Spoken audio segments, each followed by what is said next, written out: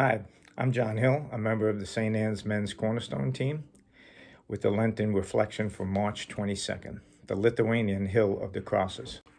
For over 400 years in Lithuania, there's been a tradition called cross crafting, carving wooden crosses of various sizes and placing them along the roads next to one's house, by lakes and rivers, or on the edge of a forest.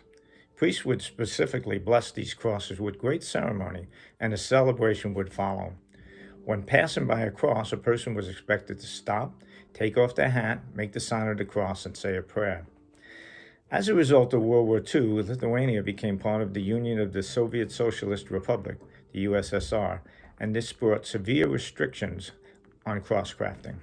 However, for residents of the northern city of Sayuli, the crosses became a symbol of opposition. Back in the 19th century, they had built a forest of crosses on a hillside near their city. When, in the 1950s, survivors of work camps in Siberia returned home, they began the custom of adding a cross to this forest in memory of friends who had died in the camps. The Hill of Crosses angered the Soviet occupiers. By 1961, more than 5,000 crosses covered the ground on this hill. In April of that year, Soviet soldiers bulldozed the hill and burned the crosses. The people continued to make new crosses and came to the hill at night to place them there. These too would be bulldozed from time to time. The pattern continued, new crosses planted, then bulldozed.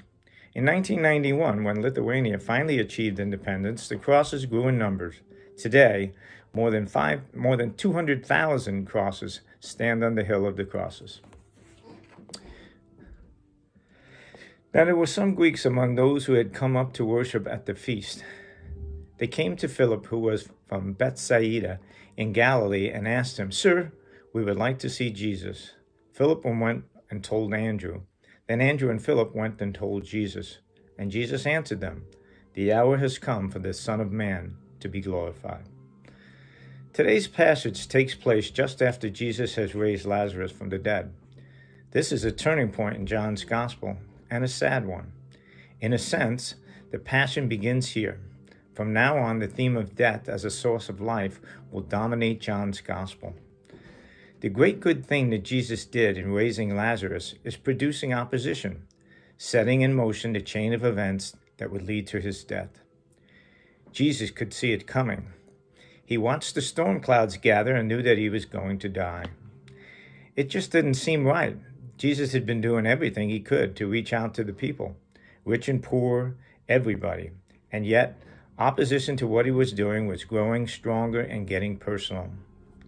Most people would have thrown in the towel and walked away, but Jesus didn't. He didn't walk away.